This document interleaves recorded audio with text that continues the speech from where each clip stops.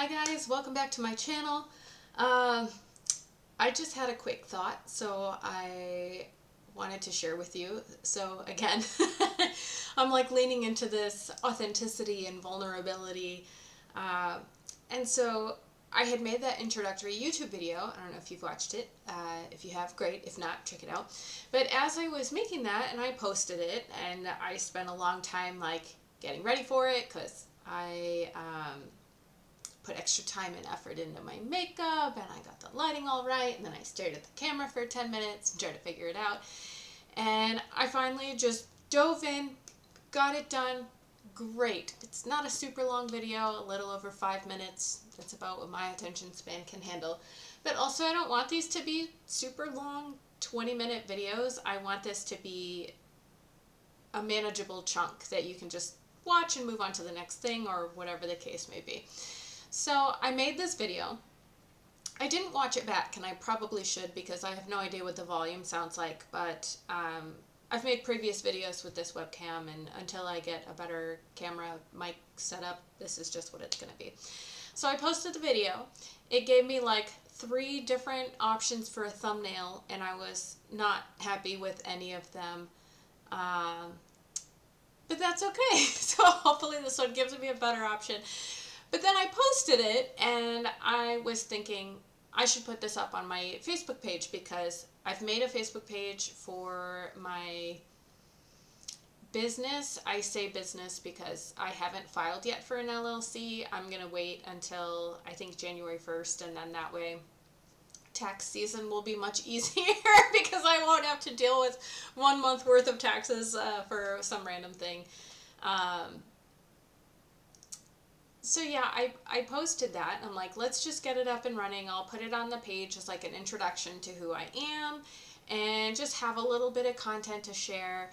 And I made this post, and I'm tip-a-tapping away, and I post it, and it's my first post on that page other than just creating the page.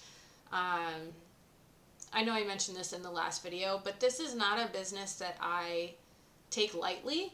And this is also not something I want to dive full into all of the time. I want it to be slow and steady. I want it to be the real me that's showing up for you guys and not just forcing things to make things happen.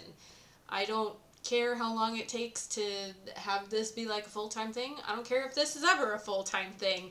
I just want to help people. So I put that up, and I'm like, okay, well, I have 3 people that like the page right now. It's my fiance, my mom, and my best friend. So I was like, I should probably expand my reach a little bit. And so I go and I'm looking through my friends list, and I'm going, okay, who can I invite? Well, I'll invite this person, but I don't think I should invite that person, and I don't really want to invite that person. And it was just kind of a weird space to be in because I don't really know how to process all of that. Like, what's the logic behind inviting someone to like my page?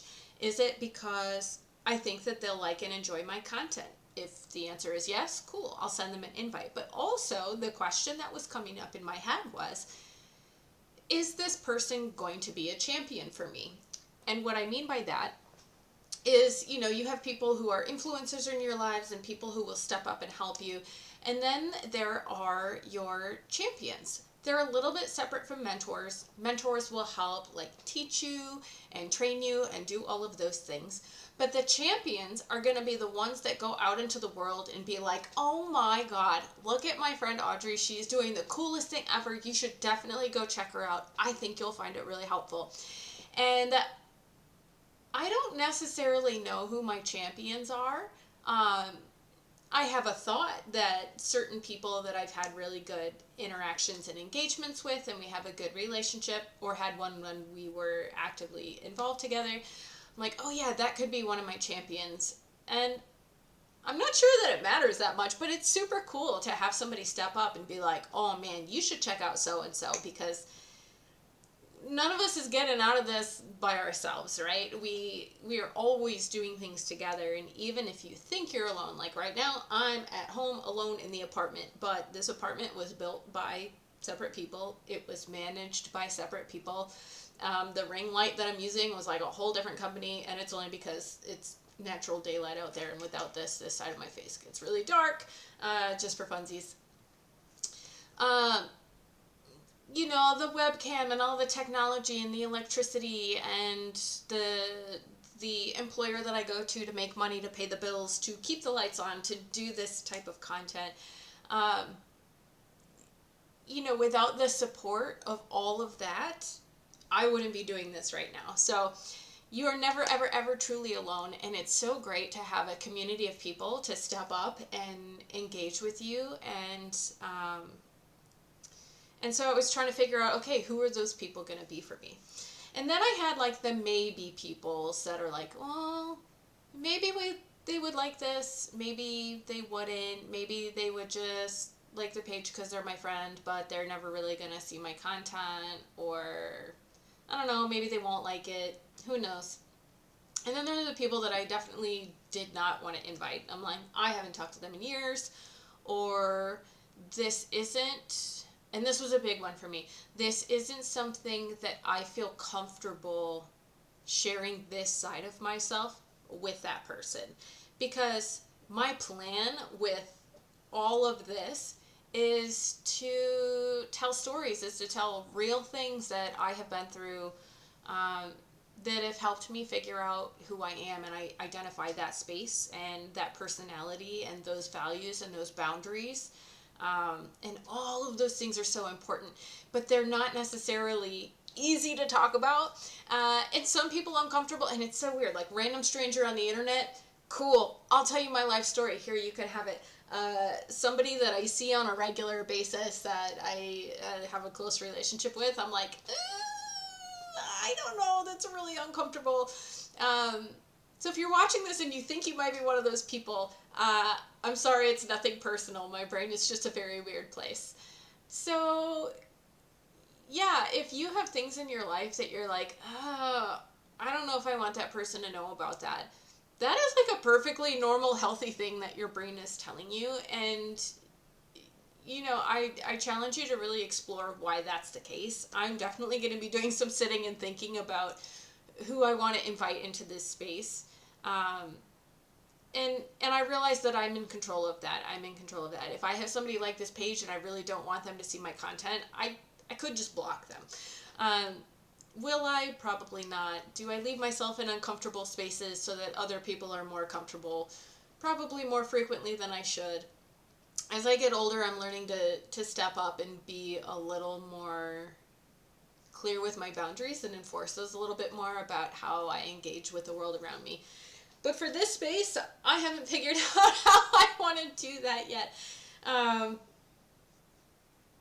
So yeah, just sharing part of the journey with you. That's what this whole thing is about. And I am probably, in full transparency, like, this is the same day as the original video. I just swapped sweaters because the cat was attacking my nice, lovely pashmina wrap that I had on. And now she's sleeping, so it's fine. But I was like, I probably better change sweaters.